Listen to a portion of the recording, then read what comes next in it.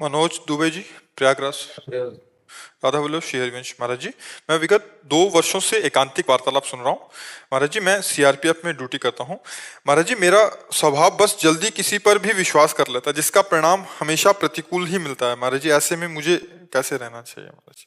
हाँ, विश्वास तो विवेक के निर्णय से कीजिए, ऐसा नहीं है। संसार में विश्वास नहीं, परमार्थ में भगवान पर विश्वास बिना विचार करके करना है।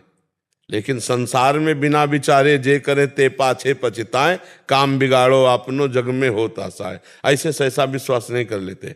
पहले बुद्धि और विवेक लगाकर हम उसकी परीक्षा लेते हैं, ये विश्वास योग्य है कि नहीं, तब फिर विश्वास करते हैं। भगवान और भगवान के मार्ग में प्रथम विश्वास, विचार की जरूरत नहीं। बिना ही विचार करी शुभ जानी। और संसार में बिना विचारे जे करे ते पाछे पछताए। पहले विचार करो, ये आदमी विश्वास योग्य है कि नहीं, ये जो बोल रहा है सत्य है कि नहीं, इसके जीवन में सत्य है कि नहीं, ये कपट तो नहीं कर रहा है, छल तो नहीं कर रहा है। ये संशय करके, जानकारी करके तब विश्वास किया जाता है, और भगवत मार्ग में नहीं। भगवत मार्ग में जो शास्त्र में लिखा है, जो गुरुजन कह रहे हैं, यथावत वैसे मान लेने से वो आगे परमार्थ में बढ़ जाता है। मात पिता प्रभु गुरु कह वाणी, बिना ही विचारी करी शुभ जानी। और संसार में बिना विचारे जे करे ते पाछे पछताए, काम बिगाड़ो अपनो जग में हो हसाए। तो हमें संसार में चलना है तो हमें सीधे विश्वास नहीं कर लेना, हमें पहले संशय करना है। ये आदमी कपट तो नहीं कर रहा है, ये आदमी असत्य मार्ग का अवलंबन लेने वाला तो नहीं है। अगर हम विश्वास कर लें, मुझे फंसा लें, मुझे गलत मार्ग में ले जाए, संशय रखना चाहिए। परमार्थ में संशय शून्य और संसार में संशय युक्त, क्योंकि संसार दुविधा युक्त है, संसार छली है, संसार कपटी है। पाए जान जगत में सब जन कपटी कुटिल कलयुगी टंचु।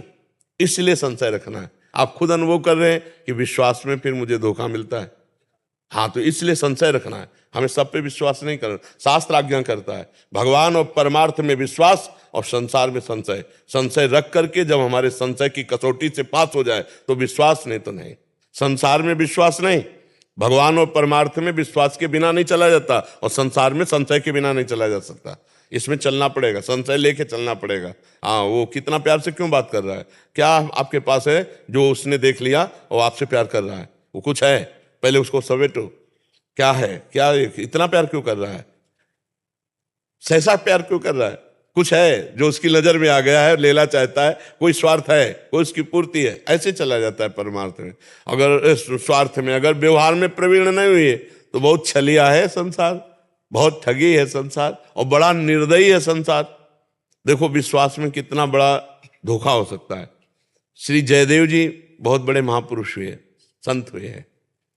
उनको एक भगत ने बुलाया, तो उस समय स्वर्ण की असरफियां चलती थी, तो कई स्वर्ण की, उन्होंने कहा हमें जरूरत नहीं, बोलूंगा ले लो महाराज। तो श्रद्धा कारण उन्होंने अपने अचले में बांध लिया, चलो संत सेवा हो जाएगी किसी। 4 लोग मिले, दंडवत किए। पहली दृष्टि में देखा कि ये एक होता है श्रद्धा से दंडवत करना, और एक होता है प्रलोभन से दंडवत करना।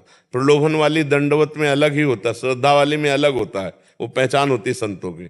उन्होंने देख लिया कि अच्छा, हमारे पास असरफियां इनके लिए दंडवत कर रहे हैं, और जंगल का रास्ता था, तो रुक गए। उन्होंने कहा सुनो भाई, तुम्हें असरफियां चाहिए ना, फालतू नाटक करने की जरूरत नहीं है, ले लो असरफियां, हमको इनसे कोई मतलब नहीं। वो से दुष्ट, उन्होंने सोचा है बहुत प्रवीण आदमी, असरफियां क्यों दे दिया, इसका मतलब असरफियां अभी दे दिया और आगे ये रिपोर्ट करके हमको फंसाएगा। तो सोचे, देखो दुष्ट आदमी, दुष्टता है। तो उन चारों ने विचार किया कि ये हमको फंसा ना पावे, इसलिए इसको पहले ही हम असरफी दे दी, और उन चारों ने हाथ पैर काट के कुएं में डाल दिए। असरफी दे दी, तुम्हें असरफी मिल गई थी, लौट जाओ तुम। लेकिन उन्होंने कहा ये बहुत प्रवीण है, ये हमारे फंसाने के। दुष्ट आदमी दुष्टता का ही चिंतन करता है, और सीधे सरल आदमी संत महात्मा तो उनके हाथ पैर काट के कुएं में डाल दिए। अब वो भगवान के भक्त थे, जय जगन्नाथ जय जगन्नाथ भगवान का स्मरण कर रहे थे। तो एक राजा निकला वहां से अपने सैनिक, तो आवाज सुनाई दी, तो कुएं में गया। जब उनको निकाला तो वो तो जान गए, अरे ये तो जयदेव जी हैं। अपने राजमहल में ले गए, बड़ी औषधियों का लेप किया। अब जयदेव जी से पूछा कि भगवान की प्राप्ति का सहज उपाय क्या है, तो उनका संत सेवा। यदि रोज संत सेवा हो, भगवान नाम कीर्तन हो, संतों की जूठन खाने को मिले, संत जय जयकार करे, तो निश्चित भगवान प्रसन्न हो जाते। तो उन्होंने संत सेवा की। अब उन चारों चोरों ने सोचा, उनको तो पता नहीं था, तो चारों ठग जो चोर थे जिन्होंने हाथ पैर काट, और उन संतों के दर्शन के लिए जयदेव जी बैठते थे, हाथ पैर कटे ऐसे आसन पर बैठते, और जो संत जन जाते सबको ऐसे दर्शन कर। चोरों ने देखा तो आपस में कि वही है जिसको काट के कुएं में डाला था। अब जयदेव जी ने देखा कि ये वही है जिन्होंने काट, तो जयदेव जी ने राजा को बुलाया और कहा, ये चार लोग मेरे बड़े पूज्य और पहचान के संत हैं, ये जितना जो कुछ मांगे उतना इनको दे देना। अब उनके तो होश खराब थे चोरों के कि पता नहीं राजा से क्या कह के हमको दंड दे। राजा गए, प्रणाम किया, खवाया पिया और कहा, महाराज खजाने के पास ले गए, आप जितना चाहो ले जाओ। तो ठगे थे, गठरी बांधी। तो राजा ने सोचा कि संत तो ऐसे नहीं होते, पर महाराज कह रहे हैं, गुरुदेव कह रहे हैं कि ये संत है, तो हमको दोष भी दृष्टि नहीं देनी। अब वो बड़ी बड़ी गठरी बांध लिए चारों रत्न और असरफियों की। तो उनका, महाराज आप लाद के ले जाओगे तो अच्छा नहीं लगेगा, हमारे आदमी ले जाएंगे, आप जहां कहोगे वहां पहुंचा देंगे। तो राज सैनिक, रास्ते में राज सैनिकों ने पूछा कि आज तक ऐसा सम्मान हमारे गुरुदेव ने किसी संत का नहीं कराया जैसा तुम्हारा करवाया, क्या तुम खास हो? तो उस दुष्ट स्वभाव के थे, तो उन्होंने कहा, तुम्हारे गुरुदेव जो है ना, वो पाप कर्म किए थे, इसीलिए उनके हाथ पैर कटवा दिए गए थे।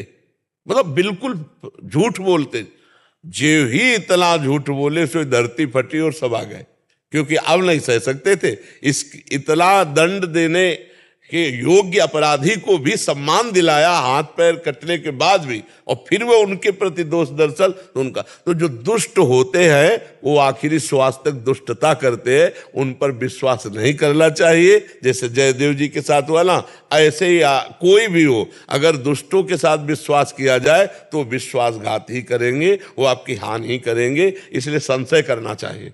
कोई भी व्यवहार संसार में करो तो उसमें सह रख के करो, और परमार्थ में कोई कार्य करो तो विश्वास रख के करो। परमार्थ विश्वास लायक है और संसार संशय लायक है। समझ पा रहे आप जी?